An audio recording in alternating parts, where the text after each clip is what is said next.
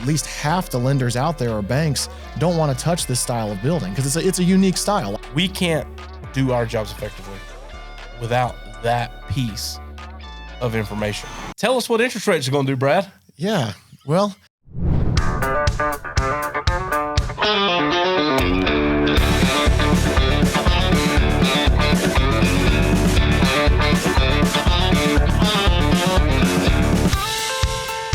what's up, everybody, and welcome to the Barndo Show. And today, I've got my good friend Brad Franseen with Prime Lending with me, and we're going to dive into the number one asked question, the biggest concern, what everyone thinks is their biggest constraint to building a Barndominium, and that's obtaining financing. So welcome to the show, Brad. We're going to talk about some good stuff. It's great to be here. So to give me a little bit of backstory about you and Prime, and how long you've been with them, and what just a little bit about yourself. Okay. Yeah, so I've been doing mortgages in the upstate of South Carolina for about 20 years and been at banks, been at brokers, been at currently at Prime Lending, which is a lender, a national lender. We have several offices in the upstate and around the country. And the construction financing is a very popular product these days because there's not a whole lot of inventory because people just aren't moving because they have great interest rates and there's just not much inventory. So as you're experiencing, it's a very needed product. And so we've got several good construction products that we have at Prime Lending that we're going to talk about today. And it's just a great, Prime Lending, we've been in business for 15 plus years, in the upstate about 7 or 8 years. And so we're just excited to partner with Barndo, and we've done a lot of deals together, and I'm excited for where the future goes. Yeah, no, it was a breath of fresh air for us to find someone who can kind of wrangle this beast with us, because we were kind of joking before the show started, like everybody in real estate and lending is always different. But when you get into this Barndominium, it really gets specific because every circumstance is different. Yep. And we're catering to a certain person to where it's rural and there's big acre parcels, and it's a different environment than just your typical cookie cutter type construction. Correct. So we were super thankful to be able to partner up with you guys and be able to build a bridge and help more people obtain financing and make their dream a reality even sooner. Yeah. Sorry. All right. And then, but for us, walking through from the builder's perspective, reasons why we like working with you guys is there's just not a lot of obstacles. You guys are really quick with the process when we send you clients, and I know there's variables on your side of the ball with that, and each circumstance leads to different things. But like for the most part, when you guys get one of our clients, it's a swift process to get them to the closing table. Yeah, and then once it's closed, you guys are really acclimated to the way we do business. So money's released on time. Our draw process is very succinct because we have our draw schedule, you guys adopt it, and it just works perfectly. Right. We try to really stress the importance of having a lender that not only can get you the money, but has experience and has some coordination here with the builder to keep things moving. Because it doesn't take a whole lot of time in the course of construction to where 24 to 48 hour delay creates weeks, if not months, of backups and problems with delivering the final product. Mm-hmm. Talk about a couple things. We opened up on our social media like, hey, we're going to talk about different topics. What do you want to talk about? And I guarantee you 90% of people were, how do you get financing? And so one of those things for us is in the very beginning was going to lenders and saying, hey, do you lend on Barndominiums? And the answer was always, no, we do not. And so we always ask that question like, well, why? And so they would give us a list. And so we kind of catered the way we build to be more accepted by lenders, and so that you could go out and sell that in a Fannie Mae type program or whatever, And so we adopted this building style and found out that, hey, we can take this product to market, mm-hmm. but we rode that roller coaster of working with so many different lenders, and each one presents a new set of obstacles. And so to finally have someone that we can feel confident that, hey, when we send them here, this is going to be a smooth process, start to finish. So a couple things I want to talk about is when people are considering this as an option, how soon is too soon to start talking about financing? never too soon. Period. Never too soon. Even if they're thinking about building in 12 months, 18 months, 2 years, it's never too early to talk about or get involved with the financing aspect of it, because that's obviously a big part of that dream coming to reality. Okay. So, a lot of people that I'm talking to are either inheriting property, or there's a huge family parcel that they're splitting off 5 acres to give to my clients and your clients. And so that all takes time to get that done anyway. So, but talking about the financing part, and for me, even doing a pre-approval, even if it's 6 months to a year ahead of time, is never too early.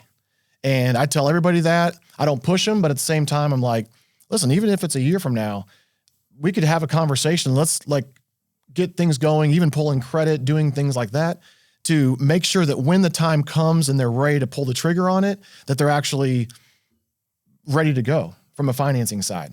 And one of the biggest questions to kind of go back to what you were saying about Barndominiums and the style, it's one of the biggest things that when I talk to clients of yours, they're like, well, I was working with so-and-so, my local bank here, but they don't do Barndominiums. They don't. And I mean, that's a real factor, is that, I don't know, I'd say at least half the lenders out there or banks don't want to touch this style of building, because it's a unique style. Like, it's not just, like you said, the cookie cutter, track home or whatever. So, or even just a traditional build. It is a unique type of property. So to be able to have people in place that can actually get the financing done for these is huge from y'all's side. So no, but to answer your question, never too early to start talking about financing. Truly. We echo that. So there's always an obstacle, right? Yep. There's always something that's going to come up with, like you said, parceling off land, getting the surveys, or going through the process and realizing, like, hey, your pre-approval's here.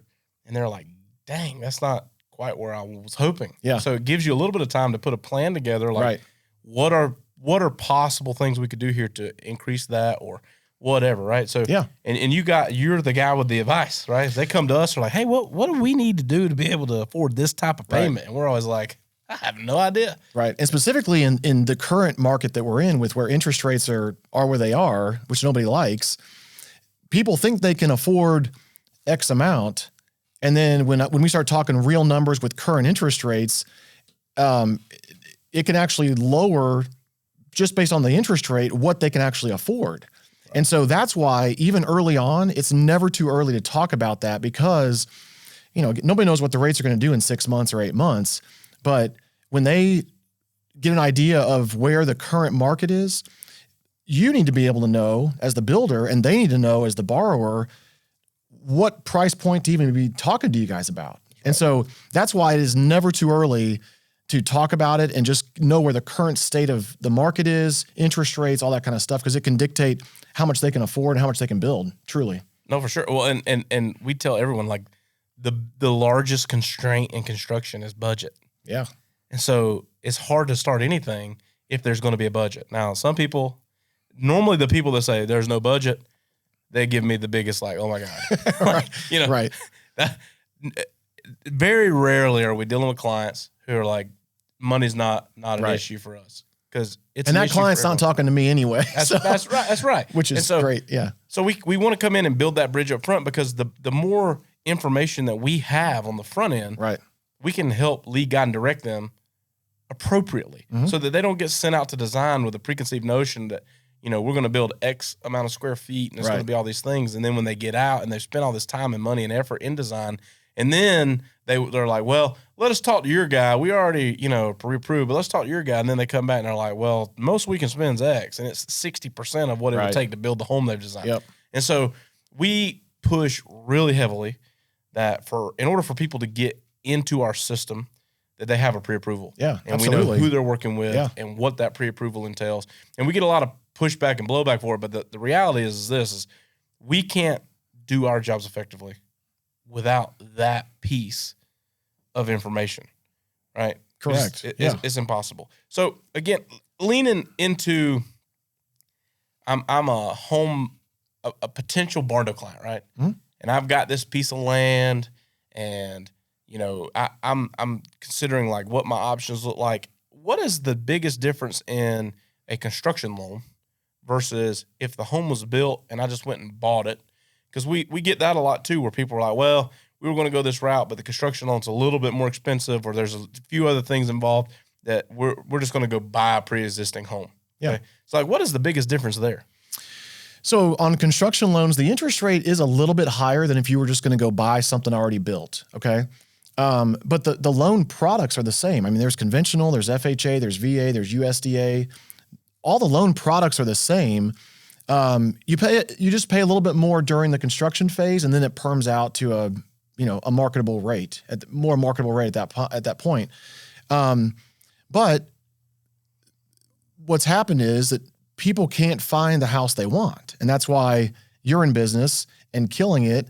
And that's why the construction loan is there, because when the person can't, I talk to people all the time who have been looking at houses for 6 to 8 months.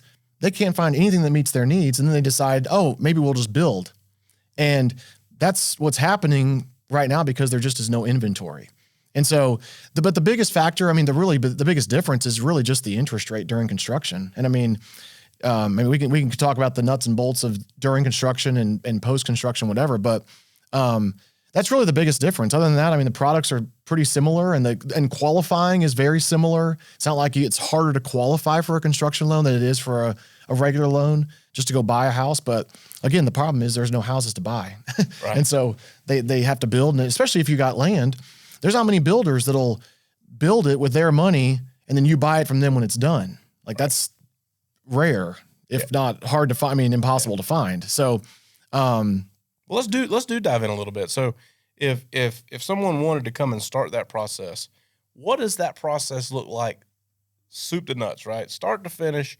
I come in, I meet with you, you pre-qualify me, and then, or pre-approve me, and then I go through the process. Just walk me through like day one until we're sitting at the closing table. Yeah. So, on your website, there's a banner at the top that literally you can click a button that says apply now, and it comes straight to me. And on that application, it's going to ask, all the personal information, names, socials, birthdays, addresses, employment information, income, assets. And then what happens is, once I get that application, I usually set up a phone call just to talk about the land, where they're at with Barndo as far as any kind of numbers that they've gotten from you preliminarily, just to kind of see what kind of ballpark they think they want to be in. Okay. And so once we have that conversation, I'll pull credit, look at the debt to income ratio, look at their assets, make sure that everything is like kind of in line with what they're wanting. And then once I do that, I call the client back and say, hey, you're good to go from my side up to X loan amount. Okay.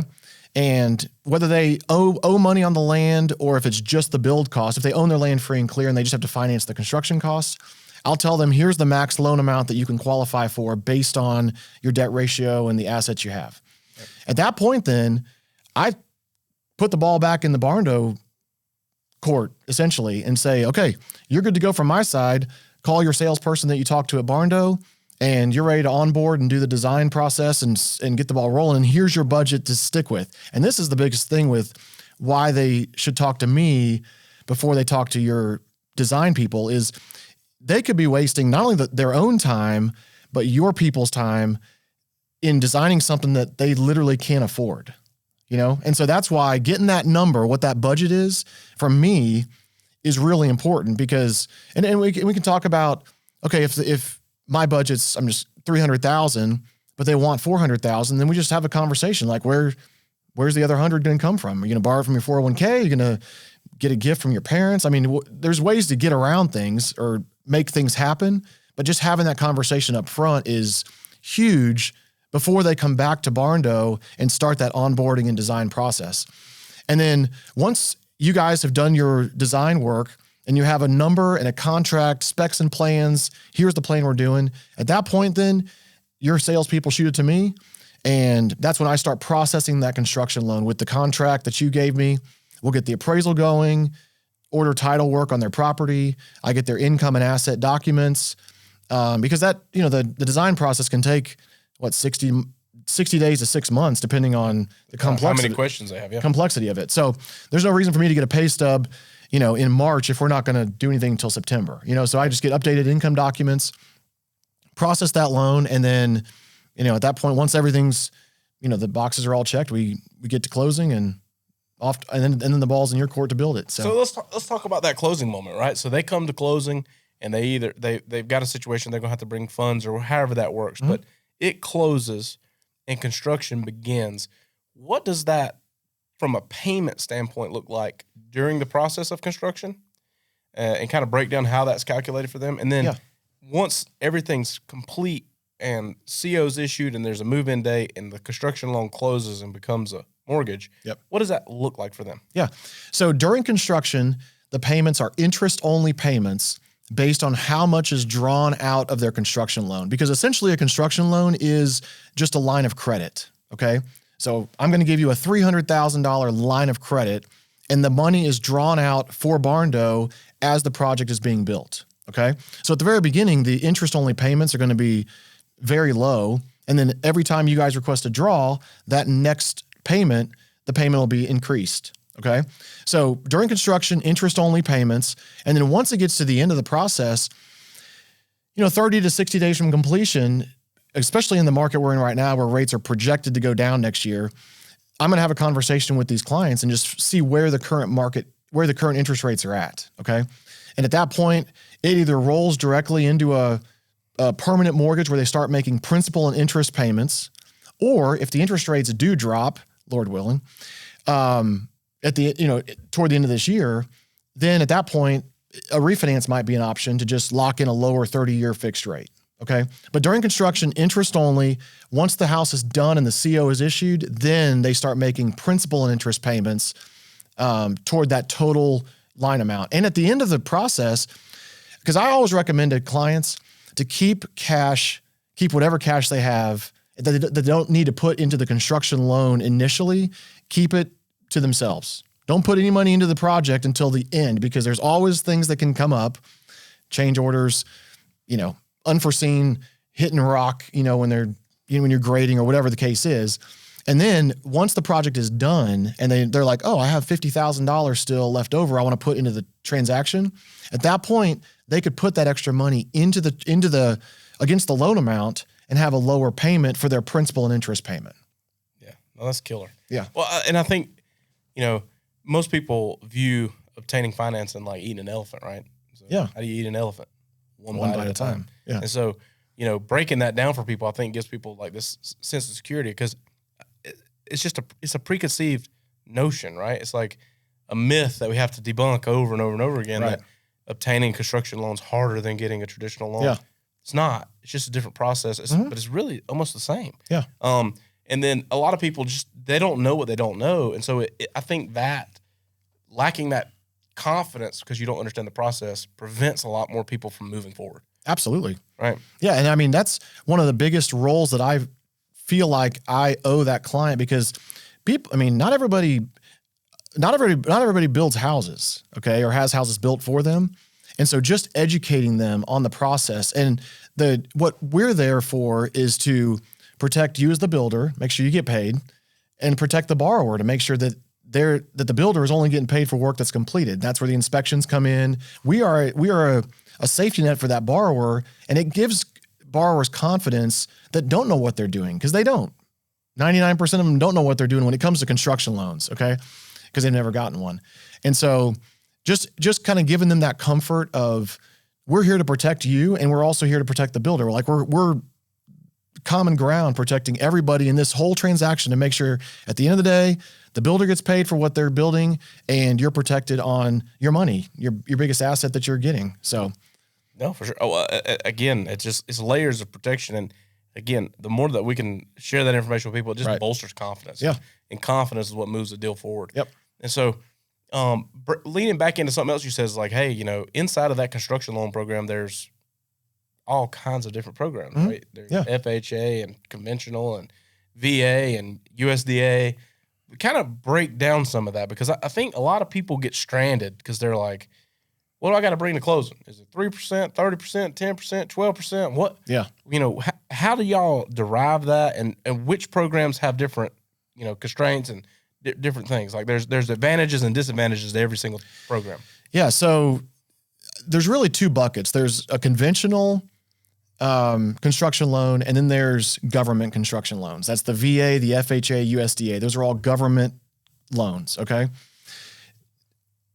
For sure, the government loans have more hoops to jump through because they're government loans, okay? Just, it is what it is. And that's even if they're buying a house that's already existing, government loans have more hoops to jump through than a conventional loan, period, okay? So it's more work for you as the builder, me as the lender, even as the borrower. It's more work for all of us to get that to the closing table, truly, okay? The advantage of it is you don't need 20% equity into the project, okay? VA, again, you have to be a veteran or married to a veteran. That's 100% financing, okay?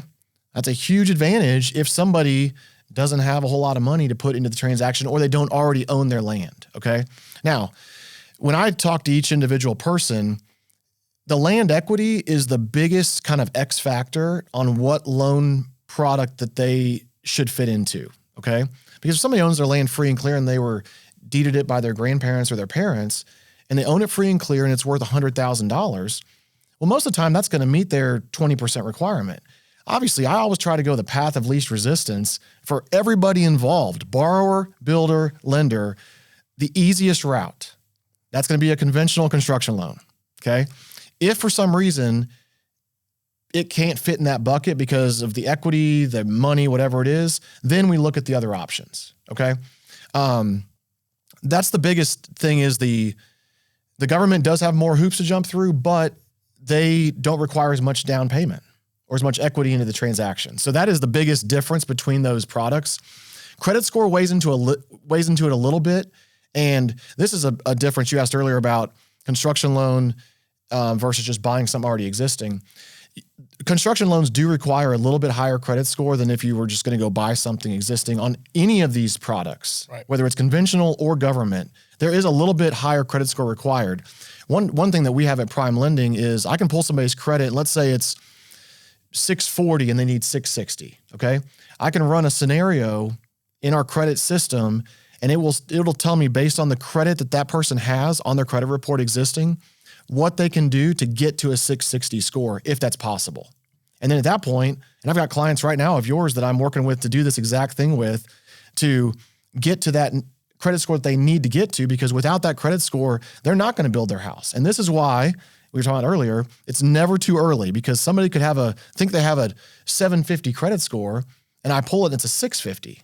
So at that point, then we got to start this kind of credit repair situation to get them to the point that when they're ready to build, they have the credit score to do that, okay? But the two biggest buckets, conventional and government, government's more hoops, but they don't require as much down, right? Period. Like that's the main difference. No, that's big. And the fact that you handle all that in-house, because we are a VA-approved builder. Yeah. So in the Barndominium world, that they're few and far between. Absolutely. So we went down that rabbit hole, and it is a lot of legwork and paperwork and unforeseen things that you have to deal with to do that. But, it's a service that we want to provide. Yeah. So we have several. We're closing on one next week that we actually built and sold, and it was through a VA. Yeah. And we have several projects across the Carolinas now that are VA construction. Yeah. So that's powerful. Something else that we encounter all the time, especially in this market. So it's either a situation where, we've talked about kind of like inheritance land, but something else that happened is like in the craze that followed COVID, people were exiting their homes because they made more money than they ever made in their life. Right. And then they were faced with like, oh gosh, where do I go? And so what we've seen a ton of, and we still see it every single day, people come in, they've got cash to boot, and they go and buy their land. And so a lot of times, like, we'll advise them, but we ultimately connect them with a lender to say like, hey, throw your cash in the dirt, because you can turn around and put that dirt into the loan. And with you guys, you could do it as quick as 24 hours or Correct. something. Like where a lot of lenders have all these different stipulations to where it might take 3 months, 6 months, a year of ownership of that land before they'll consider it as equity. Yeah. And you guys kind of turn that upside down for us. And that's the perfect advice if somebody's got a bunch of cash. And this is where, going back to the construction loan, we can either do a construction loan, like buying the land and closing on the construction loan all at one transaction, what that requires is, though, most of the time is for the seller of the land to be willing to wait, 60 days to 6 months for you guys to get through the design process and have those numbers in hand. So what I tell clients who have, in that situation, have a bunch of cash, most sellers aren't going to want to wait 60 days or even, 6 months or even 60 days to get their money for their land, okay? So I say, if you got the cash, buy the land with cash. At prime lending, you have to own that land for 1 day to use the equity, okay? Most banks are going to be 6 months minimum to use land equity. Well, in those 6 months, if that property goes up from a $50,000 purchase price to $75,000, if it's within 6 months, a lot of banks can't even use that additional $25,000 of equity. We use all of it, okay? So that's a key part in our construction loan, is being able to use that land equity as quick as 1 day. And whether it's inherited, whether they buy it with cash, whatever it is, as soon as that deed hits, 1 day later, all that land equity can be used to meet their equity position that's required. That's a game changer. Yeah. That's a game changer. Like we figured that out with you guys, and it was just like, wow, it opened the door for so many people. Yeah. And we run into it all the time because, again, we're building a lot of rural. Something else that I want to jump into, because, we're moving, shaking and popping up offices and continuing to grow our footprint. And, we went from being here in the upstate of South Carolina to opening our Summerville office and kind of encompassing the whole state. And then we moved into North Carolina, and then we're right now opening our Dunn, North Carolina location. And so opening up almost the entire state of North Carolina for construction. Yeah. We've moved into Tennessee. We have build partners in Tennessee, and we're putting offices across Tennessee, parts of Georgia. And so we get asked all the time, like, where do you work? And so we have some great lenders that we've worked with in the past. But again, there's always like constraints to what some people can do and some people can't do. Mm-hmm. And then when I met with you guys, you're like everywhere. Yeah. And so even if you're listening right now and you're not planning on building with the Barndo Co., or you're going to build something similar, but you're in a different market, or maybe you're in one of the states we're just now moving into, and you're questioning like, well, does this really affect me? How do I work with Prime and Brad? Because I'm in this market. You guys pretty much cover everywhere, right? We're a national company. We can lend in all 50 states. And I've done loans. I've done loans out in Utah, Nevada, Ohio. I've done loans in probably 25 states myself. Okay. So because we're a national company, we're under a bank out of Dallas, Texas. We have under the national charter. We can lend in all 50 states. So I can be a contact. And if there's a local person that they want to even have like a face-to-face with, I can totally connect them with somebody in another state if they want to, right, to actually have a face-to-face. Well, and the thing is ease of use, right? So if you go to our website, at the very top is a banner for Prime Lending, and is there because it's the most effective way we found. So we try to always lead people to the path of least resistance. And, if you were to go on there and you're sitting right now, listening to this podcast, and you're like, well, I'm in Kentucky. Well, wonderful. Yeah. Go on the website, problem. Fill out the link. It'll connect you with Brad. Brad can start walking you through the process. And then, like he says, if there's somebody at a local level that you want to meet face-to-face with, then, he could facilitate that. But a lot of times in this market, most of it could be done electronically. 99% is done electronically, whether it's construction loan or regular purchase. And there's pros and cons to that, but in this case, it's a great pro, in my opinion. And, so I could do a loan in Kentucky, literally deal with me in South Carolina, close on it. We deal with title companies there in Kentucky, and, can make it happen seamlessly. Well, what's funny about it is like other builders, have used this portal. So, you're welcome, by the way. So that we made this so easily accessible for clients, but, things are coming through, and I got a text or something from Haley in our office that was like, we had somebody come to the portal in Nebraska. And, so it's definitely out there and it's easily accessible. So whether you're building with us or not, get in touch with Brad. The whole thing is this. There's so much misinformation. Mm-hmm. There's so many opinions online. And again, everybody has this preconceived notion, whether it's true or not true, about what it takes and how that process goes. And, there's been some banks in the past that they're the only ones that were willing to do something like this on these type of projects, and they're charging unsightly interest rates and fees on top of things, to where now you have direct access to a national lending company who fill out the form, save yourself the headache and the trouble of going down the wrong rabbit hole and getting in a scenario to where you and your builder at arms with each other because it's impossible to get money released to continue construction, and you're ready to move in your house and you're making interest-only payments. And it's just this wheel that leads to absolute disappointment. Yeah, and, I'm not naive enough to think that I can get every single person qualified that calls me up, okay? So, but having that conversation, because, again, Barndo is giving an incentive to use prime lending, money to the borrower. Anybody that's building with us, to go to Brad and his team and go through prime lending, we give $2,500 towards the closing costs, which covers pretty much your entire fee. So. That's right. So if I can't get that person approved, and this is going back to it's never too early, if for some reason I can't get them approved, I'm not the only guy in this country that can do a loan, but it's just trying, like you said, the path of least resistance. Start with me. If for some odd reason something is on there, whatever, there's other banks in their town or whatever that probably could do it, maybe. But I mean, I would almost say that, like, if I can't get somebody a construction loan, they're going to have a hard time finding it from anybody. Okay.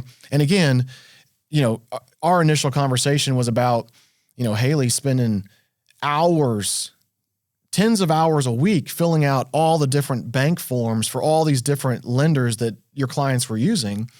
And because there's a lot of them. I'll speak to that. If you're a builder and you're watching this and you're you're facing this same challenge where you've been sitting there going, you want to run your head through a wall, because every single lender has a different set of paperwork and a different process, and you have a draw, and you're trying to fund this construction with the client's money, not your personal money, and you're trying to build all this out, and every single time it's like, hey, we got to have 17 different executory signatures. Right. And, you didn't fill out subsection part B of page 13 the correct way. And it's a full-time job. And I was sitting in the office watching Haley just pull her hair out.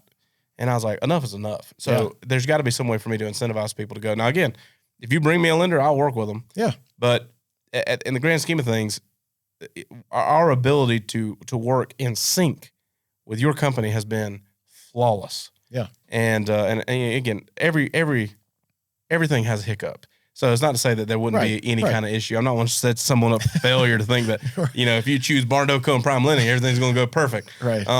But it helps because it's more reps. So the more reps that we do as a tandem here, the better the client experience. Mm-hmm. So the more projects that I'm building that he's lending, and we do it over and over and over and over, it just improves the client experience that much more. Yeah.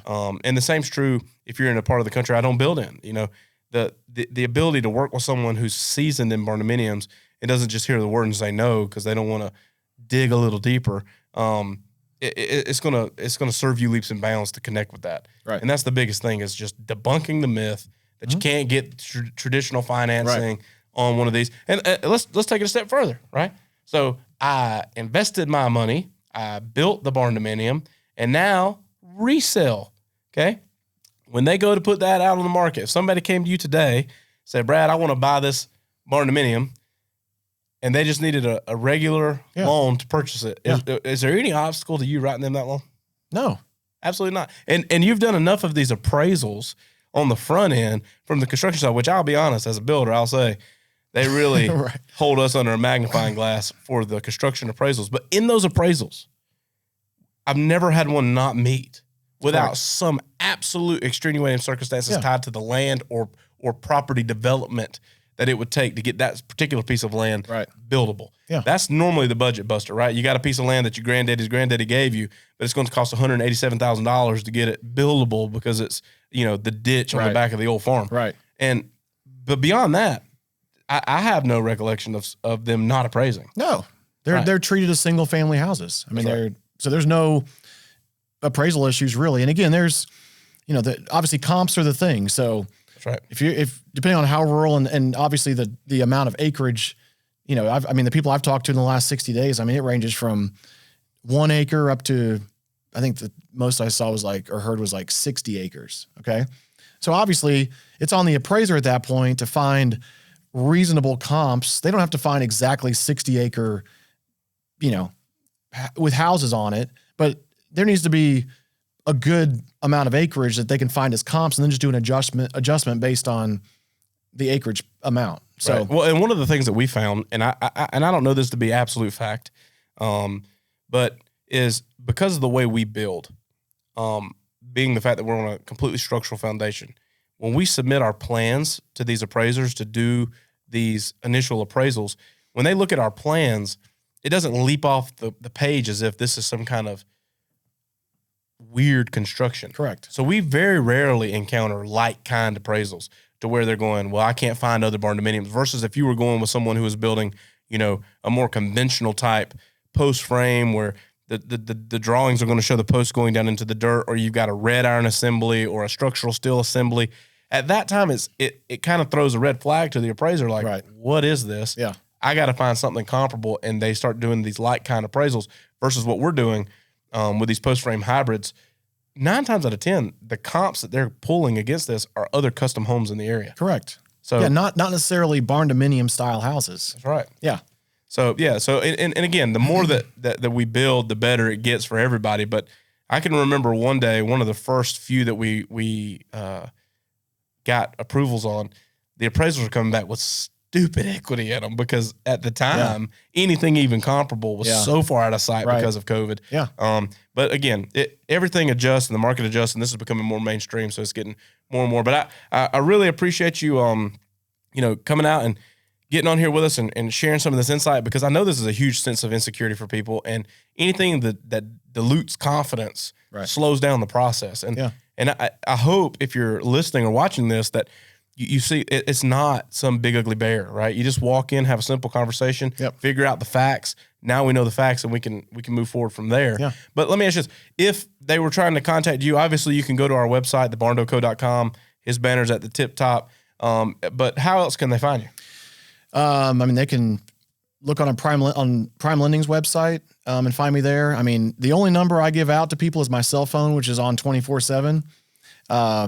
It's 864-346-3922.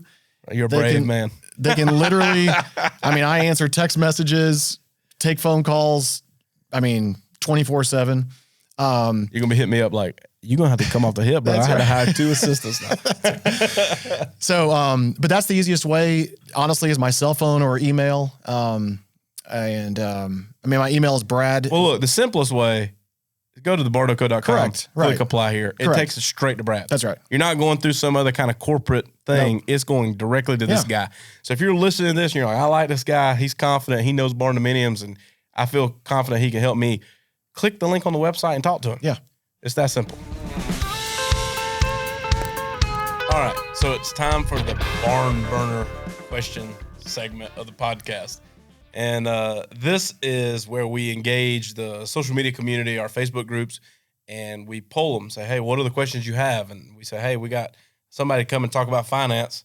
What are your finance questions? And there's literally hundreds of them. So I'm going to pull 2 out that I think we talked about a lot of this in the episode, but there's 2 in here that we get often. One is kind of going to be a curveball because it's a really weird thing, and I don't know that it exists in other types of construction as much as it does in barndos, and it's this.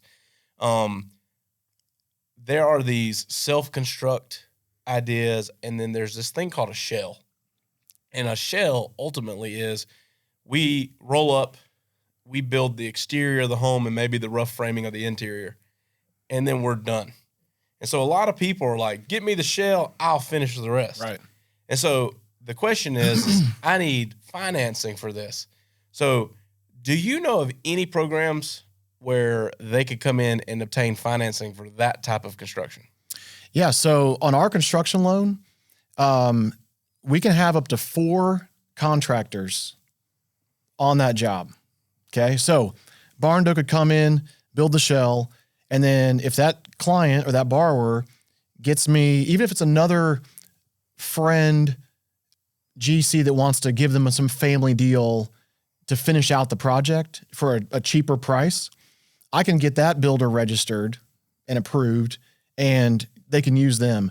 The no bank likes a self-build, okay? Because people who don't know how to build shouldn't be building, okay? That's a fact. And it's a risky loan to begin with because there's so many different facets to it. No bank likes a self-builder, okay? Even if they're in the industry, okay? They just don't.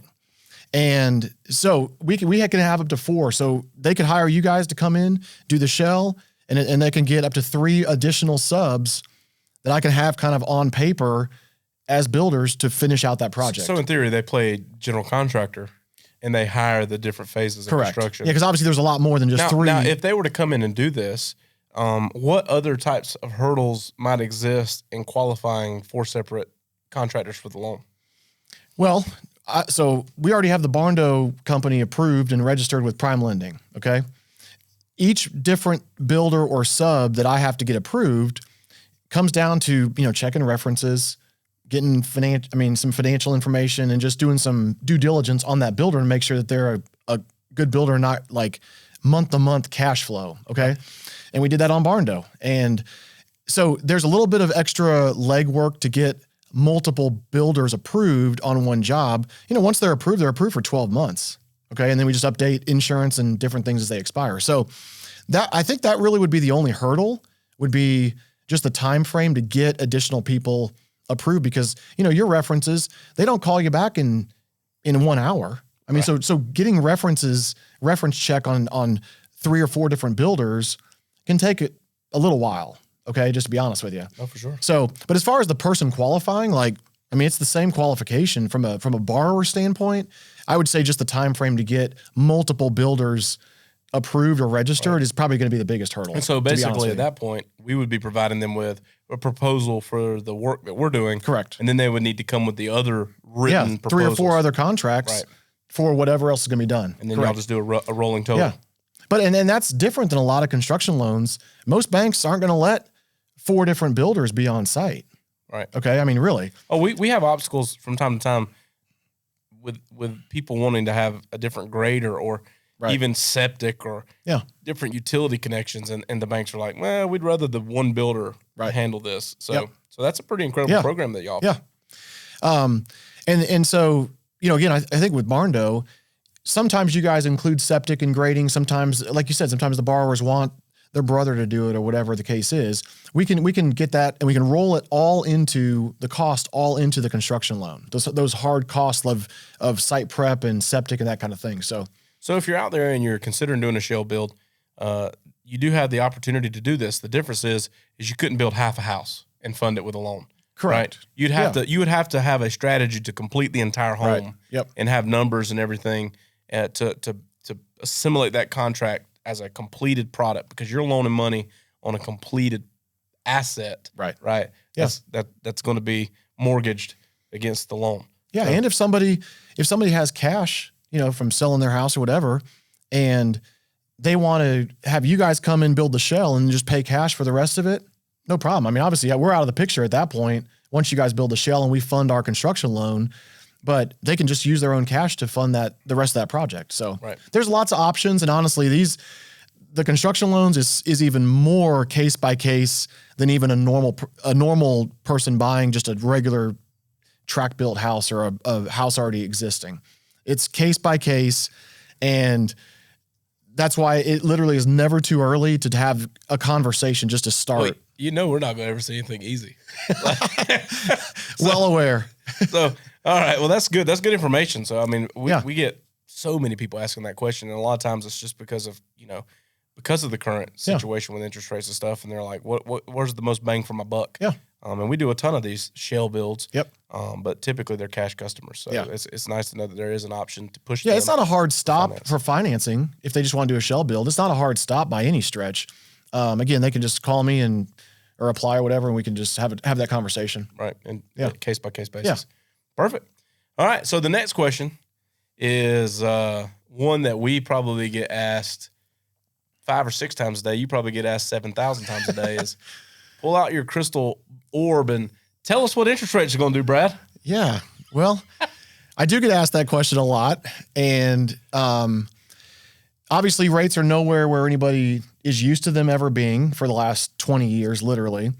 So just to give a kind of a general parameter, I mean, like right now, on a construction loan, you're looking in the 7s, if not 8s. Okay. Because the Fed prime interest rate is 8.5%. Okay. And construction loans are directly tied to that prime interest rate, just like home equity lines of credit are. Okay. Directly tied to that rate. So we're at the highest point that literally in 20 plus years right now. Everything that I'm hearing from people way smarter than me is that they are projected to come down this year. They already have started to come down, not the Fed prime rate, but just rates in general. Okay. Now, a construction loan is a temporary loan. You're going to have that for 6 to 8 months. Okay. Then that's when you can convert it to a permanent. If the rates come down into the year, you convert it to a lower interest rate. Fortunately, I mean, we're in election year this year. Yeah. The world always gets better in election years, as we all know. So here we are. So the projection with that and everything else is the rates should come down, whether it's second quarter, third quarter. I mean, nobody knows. How low will they come, Brad? Yeah. Even the smartest crystal ball readers don't know. Yeah. Because they were projecting this last year, to be honest with you. And we heard first quarter, second quarter, third quarter. They never did. In fact, they went up. They kept going up. They went higher than anybody thought they were going to ever be. That's right. So the good part is when the rates get to a point where they haven't been in 20 years, there's almost only one place they can go, and that's down. Okay. Just like they were so low for the longest time, there's only one place that they can go, and that's up. And that's what happened. Okay. So, here's to hoping that this year the rates do come down. Nobody knows for sure, but they should be lower. And again, so somebody's starting a project in the first quarter, they're going to be done in the third quarter. Yeah. There's a good chance that rate could be 1% or 2% lower. Right. A chance. And again, we're not going to give anybody advice on like some kind of guaranteed rate. Right. But, if you're anticipating and all the indicators, and I follow this stuff too, the talking heads of finance are like, they're going to drop. And you can base off historical. An election year is going to drive something, right? Right. Everyone wants to get reelected. Got to make people feel happy again. Let's drop rates. Yeah. And they'll push back and say that doesn't happen, but it does. So, well, and here's what I tell clients too.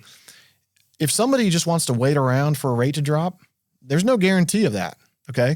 Well, what's going to happen in a year, 18 months, 2 years? The cost of construction isn't going down. Nope. It's only going up.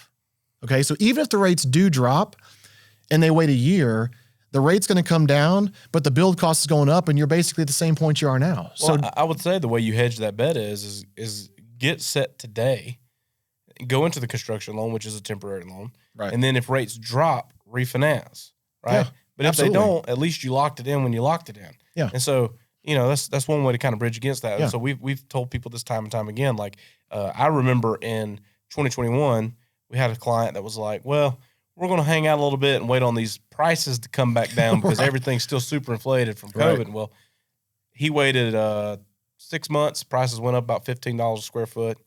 And then he waited another 3 months, and we were up about $35 a square foot from when we first talked to him. Yeah. He was like, what's going on, man? I thought these prices would come down. I said, dude, demand is at an all-time high. Right. Prices don't come down when demand is high. Yep. And so same thing's true here in these rates. So, again, I appreciate you coming on the show and tackling these. I threw you two very ambiguous type questions, and you handled them well. So again, if you guys are looking for financing, visit thebarndo.com. Look at the very top of the homepage. Click apply now. It'll take you straight to Brad, and you'll be in the best hands you could possibly be in. Thanks, guys, for tuning in to the Barndo Show podcast. If you're watching on YouTube or wherever you're listening to this content, hit subscribe so you don't miss an episode. And then be sure to check us out on all of our social media platforms at the Barndo Co. Super simple to find us. And then when you're ready to dive in a little more, maybe look around some of our available floor plan options or take a look at the gallery of our work, or maybe you're ready to connect with our team and explore what it looks like to build your dream barndominium, you can visit us online at thebarndoco.com.